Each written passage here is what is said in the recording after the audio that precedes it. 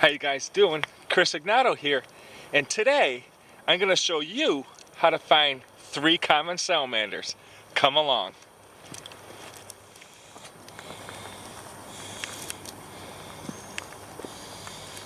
Now it's raining today, and that's not really bad for finding salamanders.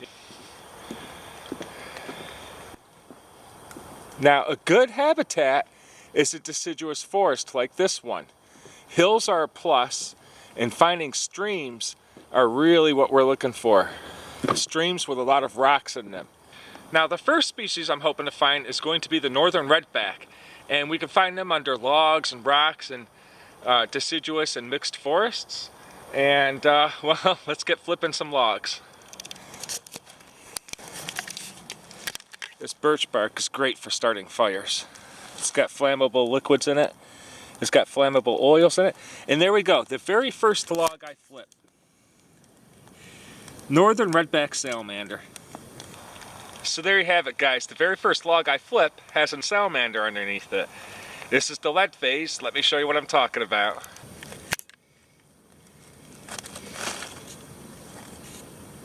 Quite a wiggly little fella.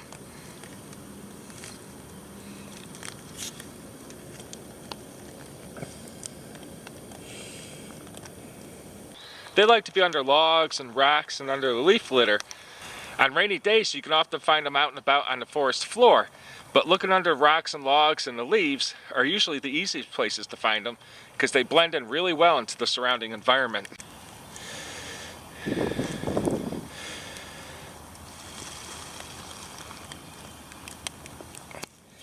And there we have another redback salamander, and this is the red phase.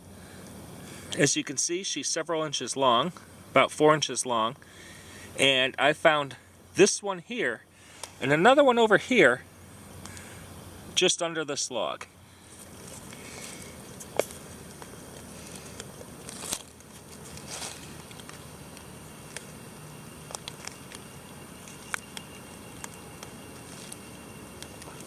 This log.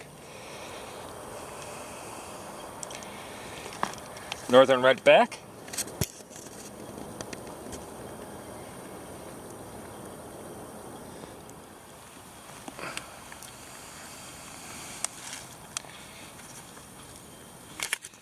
There's another one.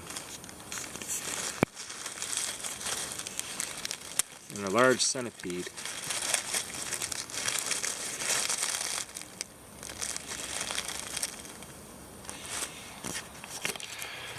Okay, so as you can see, the salamanders are everywhere under these logs. I haven't even flipped any stones yet. But I'm going to head into another section of the forest where there's a creek with a bunch of rocks and stuff. Hopefully the rain's going to stop. And hopefully I'll be able to show you 2 more very common species. Let's go have a look. And here we have a creek with a lot of stones in it.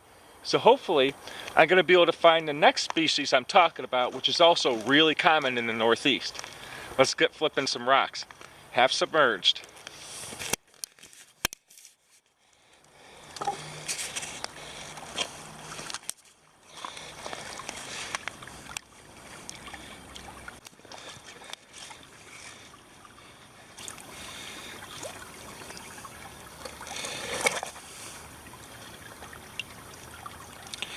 Ah, it just got away. That looked like a northern dusky. I think it's right over here.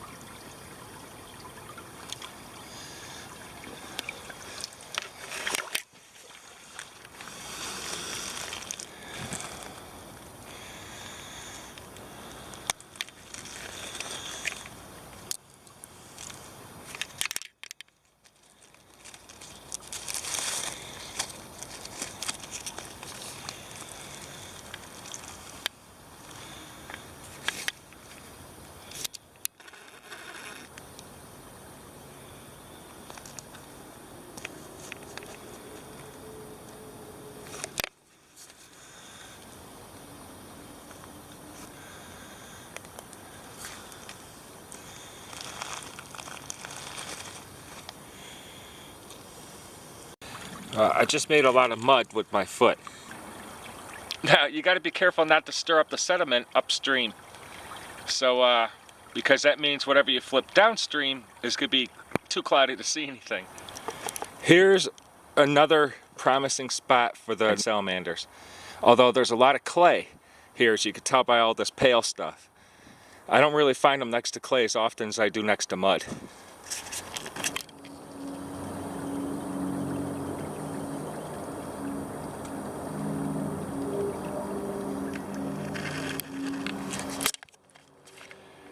Now, little perks like that are exactly what herping's all about. You know, I'm here looking for salamanders and filming a YouTube video, and you wind up seeing all sorts of really awesome things when you're doing so. So I highly recommend you guys get outdoors and enjoy yourselves. On to the next spot, guys. You have to be very careful not to stir the sediment layers. Yep, Dusky. Some juveniles at that.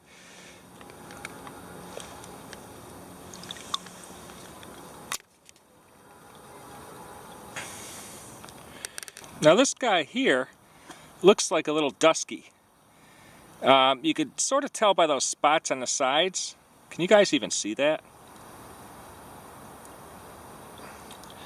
So this looks like a juvenile dusky salamander. I'm going to turn it loose, and you can watch as it quickly swims away.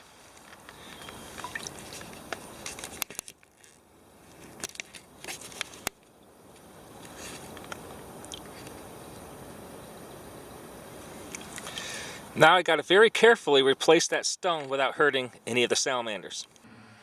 Now, believe it or not, I've seen a lot of duskies today, but they are so hard to catch. In this flowing water, they just shoot downstream. So I got one kind of isolated in this tiny little pool here. Hopefully I can show you.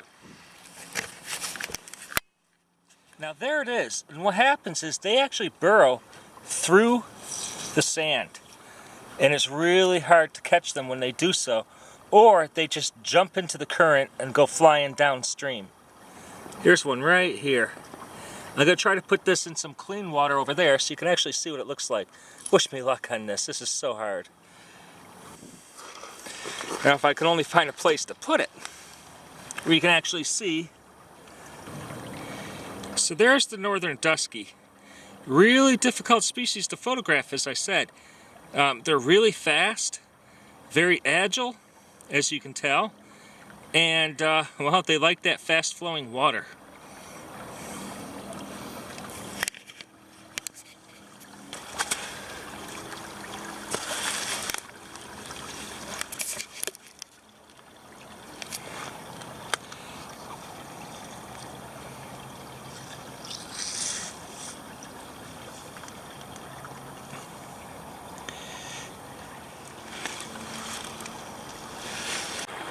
So virtually every dusky I've spotted today is in the fastest flowing parts of the stream where the oxygen content is the highest. So if you want to find those duskies, you got to look for the fastest parts with a lot of bubbles. They're really fast salamanders, so you got to be on your toes. And that's going to lead us to the third salamander I'm hoping to show you. Perfect example of a northern two-lined. Watch this. They're so fast. And then off he goes. So I had to run back home because I'm borrowing my brother's car and he needed it back. Which is why I'm filming again today wearing different clothes and it's no longer raining. So let's get back to finding these salamanders, okay? Here's some flowing water, which means the oxygen content is going to be higher, and that's going to increase the odds of us finding either a two-line salamander or a dusky. Okay, so just flip the rock with a northern two-lined under it. And this one's actually not under the water at all, but it's a northern two-line salamander, so check this out.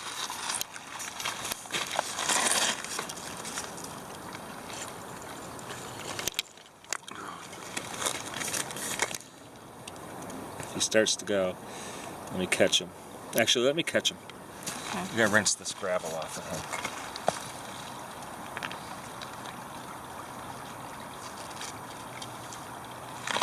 Do you want me to still be recording? Yeah, I think so. Okay. No.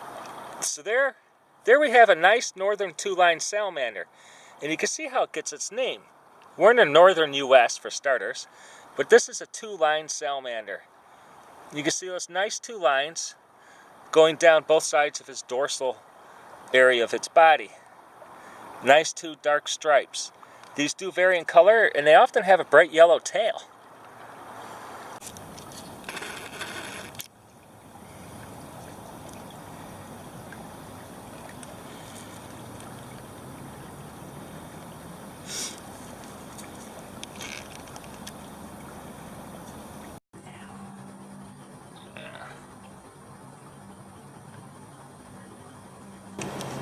Bit more. Okay, so we're going to turn this two-line salamander loose. So see you later, two-line. Thanks a lot for your cooperation.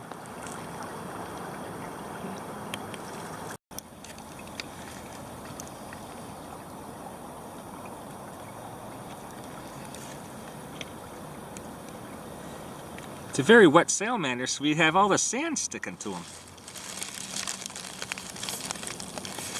So here we go. Here's another redback salamander, and this is the lead phase, the leadback phase, because it's lead colored. Right next to the same habitat where you find the northern two lines and dusky salamanders. Okay? All three species within just a few feet of each other. Okay, so there you have it. It's not too hard to find three of the most common species in the Northeast. Just find some well-oxygenated streams with a lot of rocks and stuff in a deciduous forest, and you're going to find redback salamanders, two-line salamanders, and dusky salamanders. So please keep in mind that when you find these things, don't bring them home. Okay, we're losing our amphibians as it is. Just observe them, appreciate them where they are, maybe take some photos and video, and then, you know, turn them loose. And also, always make sure you replace the rocks and logs that you flip. Replace that habitat because it takes a lot of time for conditions to become just right underneath those rocks and logs. Sometimes several years. Until next time, thanks a lot for watching, guys. Chris Ignato, signing out. Thanks a lot for watching, guys. And remember, if you like this video, be sure to check out this video over here that YouTube has selected specifically for you based on your watch time. And don't forget to hit that subscribe button. But you gotta click the bell icon, because if you don't, YouTube will never let you know when a new video of mine comes out. And remember, passion inspires spirit.